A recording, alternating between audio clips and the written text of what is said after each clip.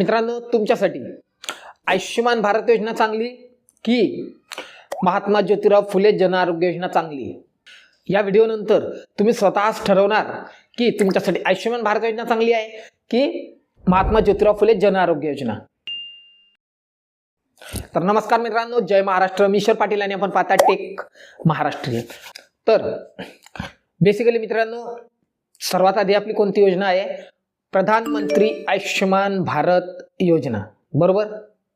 तुम्हाला माहिती, नुसतं कार्ड बघूनच समजून जातं की 5 लाखांपर्यंत मोफत उपचार आहेत. बरोबर. या 5 लाखांमध्ये, या कार्डमध्ये बऱ्याचशा नागरिकांचं एवढा गैरसमज आहे की त्यांना कळतच नाही की या कार्डवर किती योजनांचा लाभ मिळेल, या कार्डचा वापर कुठं होईल, काय होईल. बरेचसे नागरिक मला कमेंट बॉक्समध्ये वारंवार प्रश्न विचारतात आणि ह्या कार्डसाठी अप्लाय कसं करायचं हे सुद्धा बऱ्याचशा नागरिकांना माहिती नाही. त्या सुद्धा कमेंट येतात.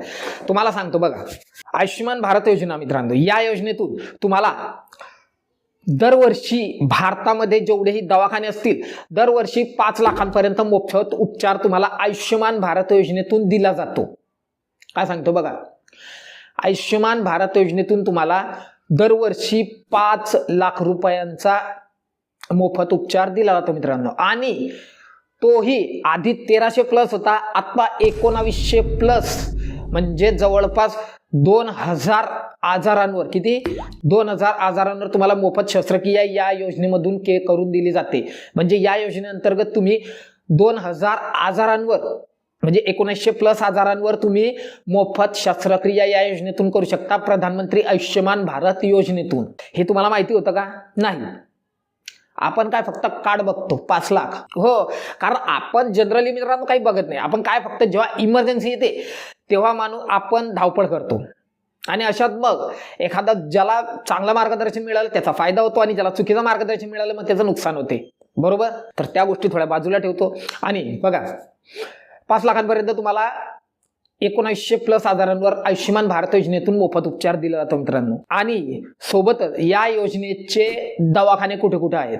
हो, या योजनेचे दवाखाने कुठे कुठे आहेत हे तुम्हाला सर्वात महत्त्वाचं तुमच्या दिमागात, म्हणजे तुमच्या डोक्यात येणारा हा प्रश्न आहे की 5 लाखांपर्यंत कार्ड तर मिळते, पण या योजनेसाठी जे दवाखाने लागणार आहेत ते दवाखाने म्हणजे कोणत्या रुग्णालयात हे किंवा कोणत्या हॉस्पिटलमध्ये हे कार्ड चालते.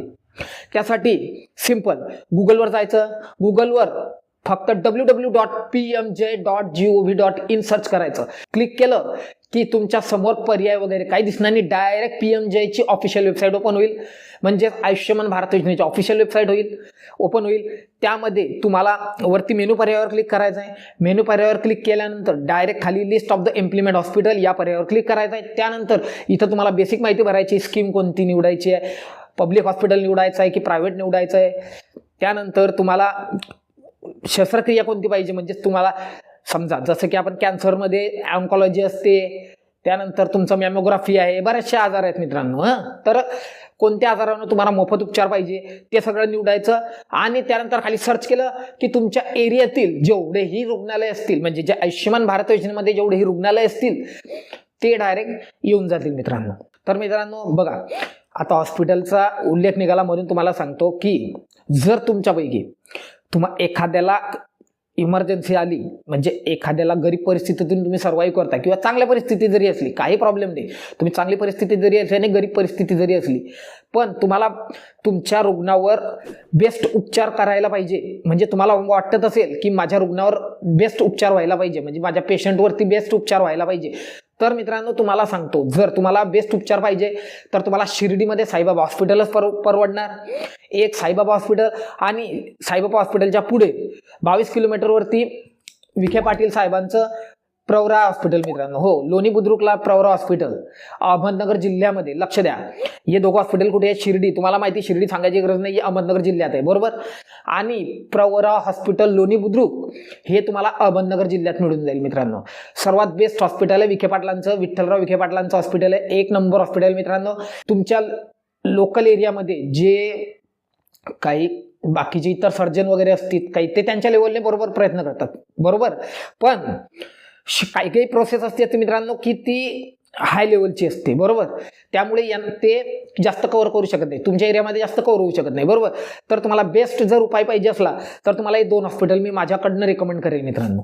हो, आणि त्यानंतर तुम्हीच ठरवा की तुमच्यापैकी खरंच चांगलं हॉस्पिटल तुम्हाला कोणतं परवडलं. त्यानंतर आता तुमच्या मनात येईल की हे आयुष्यमान भारतचं कार्ड कुठे मिळणार आहे, बरोबर. आतापर्यंत तुम्ही काढलं सुद्धा असेल. आता मी सांगतो बघा, ज्यांनी आधी आयुष्यमान भारतचं कार्ड काढलंय तुमच्यासाठी एक गोष्ट सांगतो बघा. रेशन कार्ड आटपलं, तुमचं PM किसान आटपलं, त्यानंतर तुमचं इतर जे डिपार्टमेंट असतील, भारत गॅस तिथं पण आटपलं. काय आटपलं? KYC माहिती ना. हो, सेम तसंच तुमचं आयुष्यमान भारतमध्ये सुद्धा तुम्हाला तुमच्या आयुष्यमान कार्डला आधार कार्ड जोडायचं असते. KYC तुम्हाला आयुष्यमान भारत कार्डची सुद्धा करायची. आणि ही जर तुम्ही एखाद्या वेळेस केलेली नसेल तर भविष्यात जेव्हा तुम्ही काही कार्ड वगैरे अपडेट करणार किंवा तुम्ही नवीन कार्ड वगैरे करणार तेव्हा डायरेक्ट तुमचे आधार कार्ड तिथं द्या. तुमच्या आधार कार्डला तुमचं त्या आयुष्यमान कार्डला तुमचं आधार कार्ड जुळून जाईल आणि तुमची KYC ऑटोमॅटिक होऊन जाईल. यासाठी तुम्हाला चक्रा वगैरे मारायची काही गरज पडणार नाही. पण एक तुम्हाला माझं सांगणं होतं की आयुष्यमान भारतची सुद्धा KYC करावी लागते, म्हणजे आहे ती पण प्रोसेस आहे, बरोबर. त्यानंतर या कार्डसाठी तुम्हाला अर्ज कसा करायचा आहे तर सिंपल, गुगलला जा. गुगलला फक्त बेनिफिशरी NH नीट स्पेलिंग नीट लक्ष द्या बघा. बेनिफिशरी NH सर्च करा, एंटर करा. तुमच्यासमोर पहिलाच पर्याय दिसेल बेनिफिशरी NH, त्यावर क्लिक करा. त्यानंतर तुमच्यासमोर साईट ओपन होईल. साईट ओपन झाली की इथं तुम्हाला उजव्या बाजूला तुम्हाला 2 पर्याय देण्यात आलेले, एक बेनिफिशरी आणि दुसरा ऑपरेटर. तर यामध्ये बेनिफिशरी म्हणजे काय बघा, बेनिफिशरी म्हणजे तुम्ही वैयक्तिक लाभार्थी. वैयक्तिक लाभार्थी म्हणजे तुम्ही जर एखाद्या वेळेस तुम्ही म्हटलं की मी वैयक्तिक माझ्या घरी बसून मी माझं आयुष्यमान कार्ड काढायचं आहे मला, तर तुम्ही ते करू शकता. आणि ऑपरेटर म्हणजे काय की ऑपरेटर डायरेक्ट जो आपले सरकार सेवा केंद्र सेतू सुविधा केंद्र असतात, चालक असतात, त्यांच्याकडे जाऊन तुम्ही ते आयुष्यमान कार्ड सुद्धा काढू शकता. पण आता तुम्हाला सांगतो बघा, बेनिफिशरी लॉगिन मधून जर तुम्ही लॉग इन केलं आणि तुमच्या आधार कार्डला तुमचं आधार कार्ड अपडेट वगैरे असेल, तुमच्या रेशन कार्डला तुमचं आधार कार्ड लिंक असेल तर डायरेक्ट तुम्ही घर बसल्या तुमचं आयुष्यमान कार्ड निघेल. पण बरेचसे रेशन कार्ड असे, बरेचसे आधार कार्ड सुद्धा असे की ते लिंकच नाहीये. हो, बऱ्याचशा रेशन कार्डला तुमचे आधार कार्ड लिंक नाहीये. सर, शासन का तुम्हाला वारंवार सांगते बघा, डोक्यात या गोष्टी घ्या. शासन तुम्हाला का सांगते वारंवार की तुमच्या आधार कार्डला रेशन कार्ड लिंक करा किंवा रेशन कार्डला आधार कार्ड लिंक करा? कारण तुम्हाला इथं काम पडते, इथं बऱ्याचशा ठिकाणी काम पडते, पण आपण त्या गोष्टी कधी लक्ष देतच नाहीये. आपण म्हणतो हा काय करायचंय, आणि जेव्हा इमर्जन्सी येते तेव्हा मग धावपळ करत सुटतो, बरोबर. त्यासाठी सांगतो बघा, तुमच्या रेशन कार्डला तुमचं आधार कार्ड लिंक असलं की direct Ayushman card, direct mobile number टाकला, लॉग इन केलं की डायरेक्ट तुमचं आयुष्यमान कार्डची KYC घर बसल्या होते तुमच्या आधार कार्ड थ्रू, बरोबर. नसलं तर तुम्हाला ऑपरेटरकडे जावं लागतं, म्हणजे आपले सरकार सेवा केंद्र चालक असतात त्यांच्याकडे जाऊन तिथे तुम्हाला आधार कार्ड द्यायचं आहे, रेशन कार्ड द्यायचं आहे. ते ऑनलाईन चेक करतील तुमचं रेशन कार्ड ऑनलाईन आहे का, रेशन कार्डचा 12 अंकी नंबर टाकतील. रेशन कार्डचा 12 अंकी नंबर वगैरे काही माहिती नसेल, आपल्या चॅनलवर रेशन कार्डची प्लेलिस्ट आहे, तिथून सुद्धा व्हिडिओ बघू शकताय. झालं तर, आणि त्यानंतर तुम्हाला हे आयुष्यमान कार्ड ते बनवून देतील. आणि यानंतर आता तुमची राहिली महात्मा फुले जन आरोग्य योजना. हो मित्रांनो, महात्मा फुले जन आरोग्य योजना. तर या योजनेमध्ये अप्लाय करण्यासाठी काय मित्रांनो, तर सिंपल मित्रांनो, या योजनेमध्ये तुम्हाला अप्लाय करण्यासाठी मी आताच सांगतो क्लिअर कट, या योजनेमध्ये अप्लाय करण्यासाठी तुम्हाला कागद काही गरज नाही, तुम्हाला कार्ड बनवायची गरज नाही, काही नाही.